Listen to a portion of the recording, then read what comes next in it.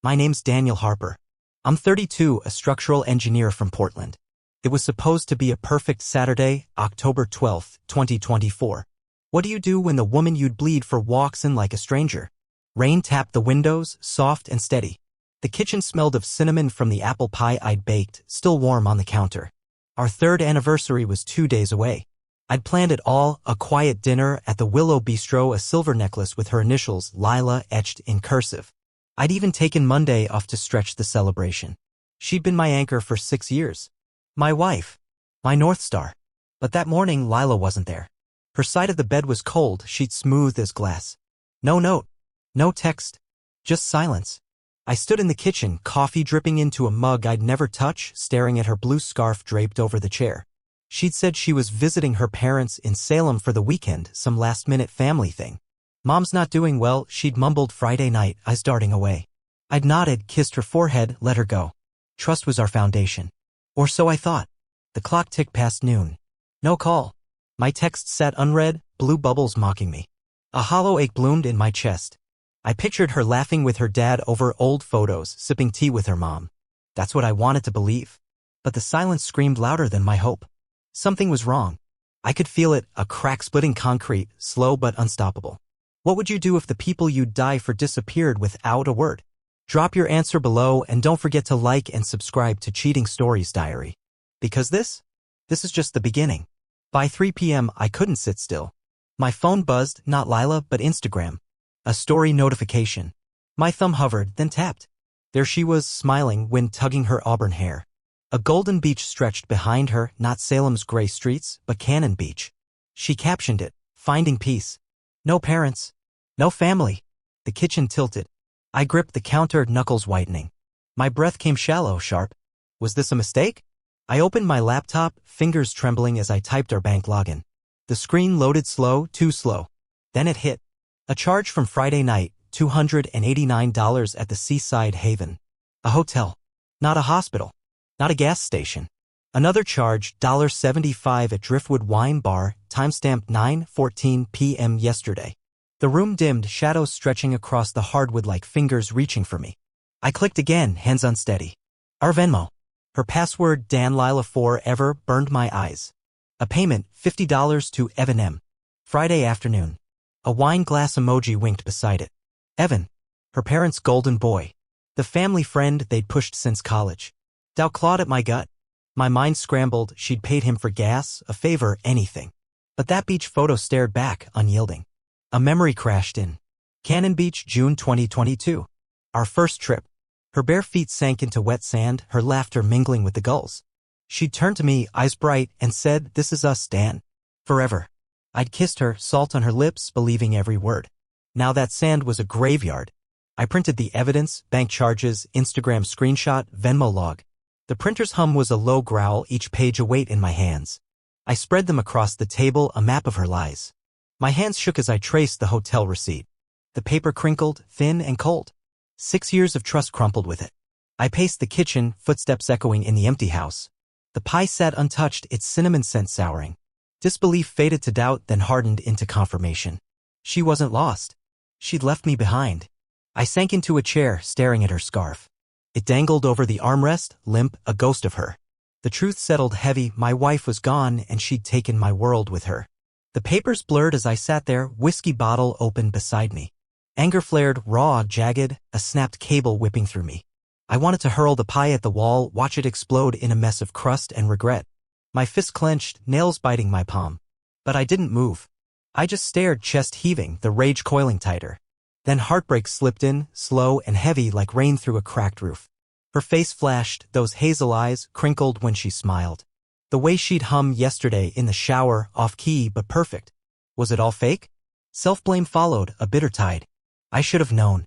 Her parents, Richard and Elaine, never liked me. I was the engineer with calloused hands, not the polished VP they dreamed of. At Thanksgiving last year, Elaine smirked over her wine. Evan's buying a condo downtown. Smart boy. Richard nodded, avoiding my gaze. I brushed it off, Lila's hand warm in mine under the table. She'd whispered, "They'll come around." I'd believed her. Now those whispers felt like knives. A memory hit, Christmas 2023. Elaine pulling Lila into the hall, their voices hushed. I'd been carving turkey, knife steady, when Richard coughed and changed the subject. I'd ignored the unease, the way Lila's smile faltered when she returned. Signs. Everywhere.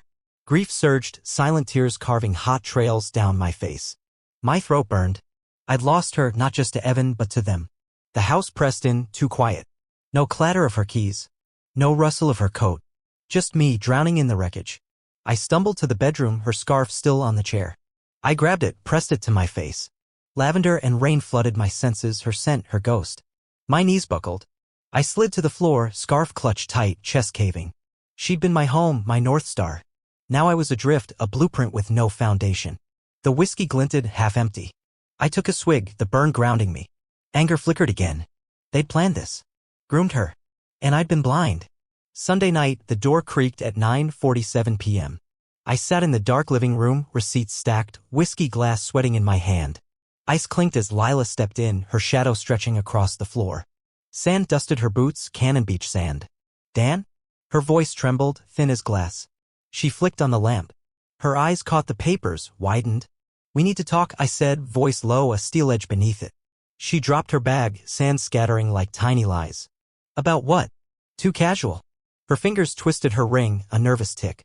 I slid the stack forward. Your family trip. She hesitated, then flipped it open. Receipts. A blurry selfie Evan had posted, her in the background, laughing. Her breath hitched, sharp and quick. This isn't what it looks like, she whispered, eyes darting. Then explain. My tone was ice, unyielding. Because it looks like you lied. Straight to my face. She sank onto the couch, hands trembling. Mom and Dad, they set it up. Said I needed space. Evan was just there. Space? I leaned forward, glass clinking on the table. 3 days before our anniversary? Her eyes shimmered, wet. I didn't mean for it to happen. We talked, drank, and it got out of hand. Silence stretched, thick and heavy. I swirled my drink, ice rattling. You paid him for wine. Posted about peace. While I sat here, waiting. I'm sorry, she choked, voice breaking. I didn't want to hurt you. I stared, coldness settling in my bones. No shouting.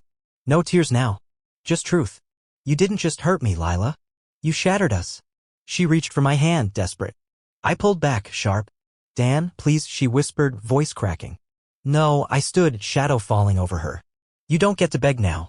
Her sob echoed as I turned away, the scarf's lavender scent lingering in the air. Did she mean it? Or was she just sorry I'd caught her? Tell me what you think below. Sleep didn't come. Dawn bled through the curtains, gray and heavy. Emotion was a weapon, I'd save it. Logic first. I called my lawyer at 6 a.m., voice steady. Freeze the joint account. Start the papers. He didn't ask why. I dug deeper, laptop humming. Her phone, unlocked with her old passcode, spilled secrets. Texts from Richard, Evan's better for you. Give it a chance. Elaine, Daniel's holding you back. Months of whispers, a slow poison. I contacted a friend at the hotel.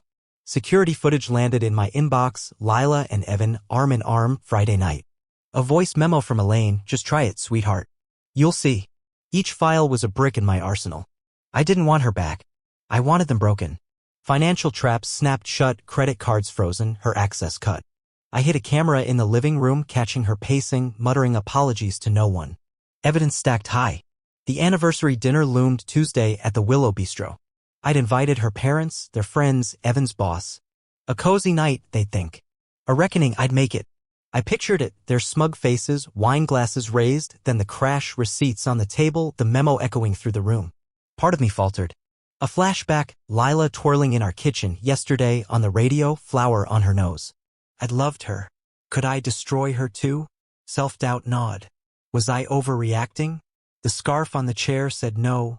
Lavender fading, trust gone. Conflict churned. Revenge burned bright. But love lingered. A faint ember. We had no kids, no small voices to plead her case. Just us. Or what was left. I booked a locksmith for Wednesday. Planned to report her car as stolen if she fought the divorce. Every step was cold, calculated. The bistro's chandelier would gleam Tuesday night. Their world would shatter beneath it. I'd walk away, rain on my shoulders, and let the pieces fall. Tuesday night, the bistro glowed with candlelight. Richard laughed too loud, his voice grating. Elaine sipped Chardonnay, smug as ever. Lila sat stiff, avoiding my gaze. Evan's boss chatted nearby, oblivious. I stood, glass in hand. A toast, I said. Smiles all around. Then I dropped the bomb. 3 days ago, my wife went on a family trip with Evan. I set the receipts down. Murmurs rippled. Her parents arranged it. Thought I wasn't good enough. I played the voice memo. Elaine's gasp was sharp, a blade cutting the air. Richard's face turned gray, jaw tight. Lila stared at the table, tears falling silent. I turned to Evan's boss. His wife might want these too.